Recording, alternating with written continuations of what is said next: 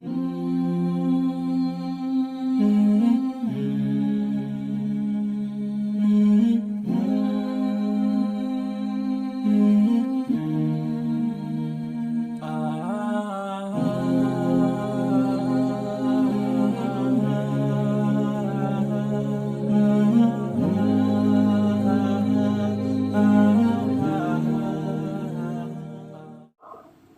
بن مسعود ثقفی، انہوں نے قریش مکہ سے کہا کہ کیا میں تمہارے لیے باپ کی مثل نہیں ہوں؟ یعنی میں بوڑھا ہوں اور رسیدہ ہوں، تم سب جوان ہو، تو میں باپ کا درجہ رکھتا ہوں، اگر مجھے جانے دو تو میں جا کر بات کر کے دیکھ لیتا ہوں، شرط یہ ہے کہ آپ لوگ پھر میں جو بھی فیصلہ کر کے آؤں آپ مانیں گے۔ تو قریش مکہ نے وقتی طور پر تو کہہ دیا کہ ٹھیک ہے تم جاؤ بات چیت کر کے دیکھو، اگر کوئی صورت ایسی نکلتی ہے تو ہم مان لیں گے۔ چنانچہ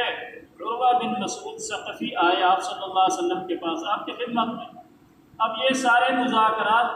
یعنی یہ حضرات اہل ایمان جو ہے وہ 10-11 کلومیٹر 12 کلومیٹر مکہ سے باہر بیٹھے،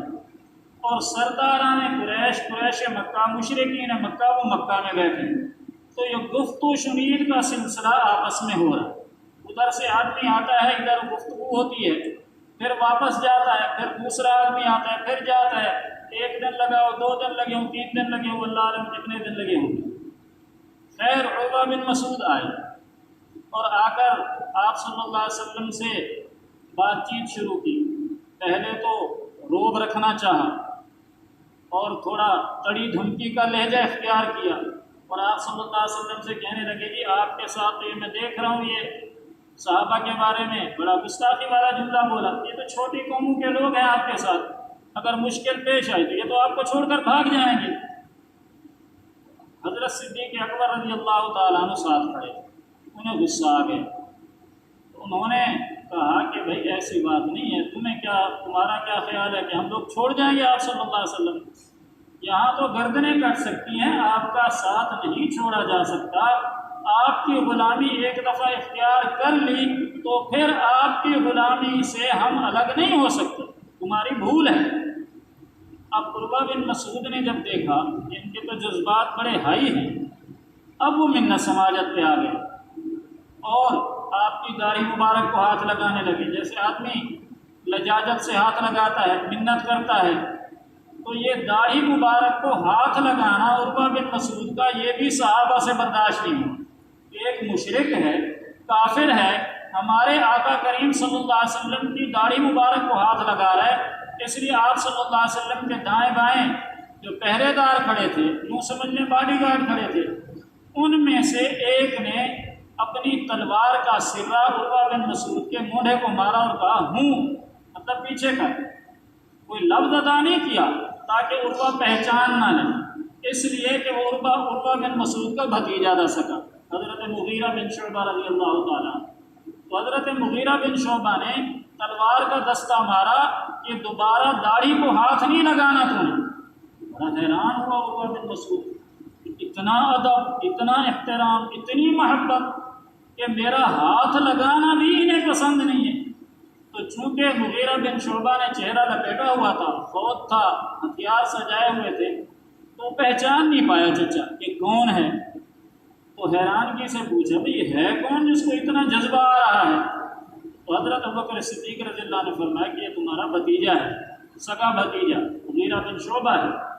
تو اب اس کو بڑا دکھ ہوا کہ بھتیجا ہے، رشتہ دار ہے، بیٹے کی جگہ ہے، اور وہ مجھے برداشت کرنے کے لیے تیار نہیں۔ تو آپ صلی اللہ علیہ وسلم نے عروہ بن مسعود سے بھی وہی ارشاد فرمایا جو بدیل بن ورقا سے فرمایا کہ ہم لوگ عمرہ کرنے آئے، اس میں کیا حرج ہے، عمرہ کر کے چلے جائیں گے، جاؤ اور جا کر سمجھاؤ بجھاؤ اپنے سرداروں کو۔ تو عروہ بن مسعود ثقفی رضی اللہ تعالیٰ عنہ بعد میں مسلمان ہو گئے، تو وہ کہتے ہیں کہ میں بات چیت بھی کرتا رہا اور کن انکھیوں سے صحابہ کرام کے حالات کو بھی دیکھتا رہا کہ ان کو اپنے آقا کریم صلی اللہ علیہ وسلم سے کتنی محبت۔ چنانچہ جب عروہ بن مسعود واپس گیا اپنے سرداروں کے پاس، مشرکین مکہ کے پاس، سرداران قریش کے پاس، تو کہنے لگا واللہ لقد وفدت علی الملوک، ووفدت على قیصر کسرا واللہ ما رأیت ملکا قط يعظمه اصحابه كما يعظم اصحاب محمد محمدا۔ بات چیت کر کے کارگزاری سنا کے سرداران قریش سے کہا عروہ بن مسعود نے، واللہ لقد وفدت علی الملوک، اللہ کی قسم میں نے پوری دنیا پھری ہے، جہاں دیدہ آدمی ہوں، عمر رسیدہ آدمی ہوں، سارے ممالک میں گیا ہوں، ملکوں کو دیکھا ہے، ان کے بادشاہوں کو دیکھا ہے، بادشاہوں کے درباروں میں گیا ہوں، بادشاہوں سے ملاقاتیں کی ہیں۔ واللہ لقد وفدت علی الملوک، میں دنیا کے بادشاہوں سے مل چکا ہوں۔ اور پھر فرمایا وفدت علی قیصر کسرا، اور پھر مثال دی کہ اس وقت بڑی طاقتیں قیصر اور کسرا تھیں، تو کہا کہ میں چھوٹے چھوٹے بادشاہوں کے پاس بھی گیا ہوں اور قیصر اور کسرا کے دربار میں بھی گیا ہوں، ان سے بھی ملاقات کر چکا ہوں۔ واللہ ما رأیت ملکا قط، اللہ کی قسم میں نے کسی بادشاہ کا ادب احترام اتنا نہیں دیکھا۔ واللہ ما رأیت ملکا قط يعظمه اصحابه كما يعظم اصحاب محمد محمدا، کہ جتنا ادب احترام عزت شرف آپ صلی اللہ علیہ وسلم آقا کریم کے غلام آپ کا کرتے ہیں، اتنا ادب احترام میں نے کسی بادشاہ کا بھی نہیں دیکھا کہ اس کی رعایت کا اتنا ادب کرے۔ تو بعد میں پھر یہ عروہ بن مسعود مسلمان ہو گئے صلح حدیبیہ کے بعد، آپ کی خدمت میں حاضر ہوئے کہ جی یا رسول اللہ میں ایمان لانا چاہتا ہوں، ایمان قبول کر لیا۔ یہ عروہ بن مسعود ہے۔ ایمان قبول کرنے کے بعد کہنے لگے یا رسول اللہ مجھے اجازت دیں میں اپنی قوم قبیلے میں جا کر دعوت کا کام کروں، تبلیغ کا کام کروں، دین پھیلاؤں۔ تو یہ نکتے کی بات ہمارے آپ کے لیے بھی سبق ہے۔ تو آپ صلی اللہ علیہ وسلم نے منع فرما دی، آپ نے فرمایا کہ ٹھیک ہے تم نے تو ایمان قبول کر لیا، تمہاری جو قوم قبیلہ ہے بنو ثقیف وہ بڑے سخت مزاج ہیں، ان کے اندر ماننے کا جذبہ کم ہے، تم ابھی انہیں دعوت نہ دو، اپنے طور پر اپنے ایمان پر پکے رہو، لیکن انہیں ابھی دعوت نہ دو۔ ان کو بڑا جذبہ تھا اور انہیں اپنی قوم پر بڑا اعتماد تھا، اور واقعی قوم ان کی عزت بھی کرتی تھی۔ کہنے لگے یا رسول اللہ میری قوم تو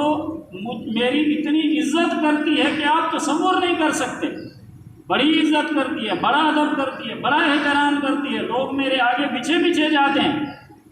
اس لیے مجھے اجازت دے دیں۔ خیر آپ صلی اللہ علیہ وسلم نے اجازت دی یا نہیں دی اس کا تذکرہ نہیں ہے، لیکن انہوں نے جا کر دعوت کا کام شروع کر دیا اپنی قوم میں۔ اب قوم ساری اکٹھی ہو گئی، اب یہ خطبہ پڑھ رہے ہیں، دعوت دے رہے ہیں دین کی، اللہ کی توحید بیان کر رہے ہیں، آپ صلی اللہ علیہ وسلم کی رسالت بیان کر رہے ہیں کہ ایک شرارت مزاج نوجوان نے تیر مارا، ایک نے تیر مارا، پھر دوسرے نے مارا، پھر تیسرے نے مارا، یہاں تک کہ چاروں طرف سے تیروں کی برسات ہو گئی اور وہ وہیں ڈھیر ہو گئے، ادھر ہی شہید ہو گئے۔ حضرت عروہ بن مسعود ثقفی رضی اللہ عنہ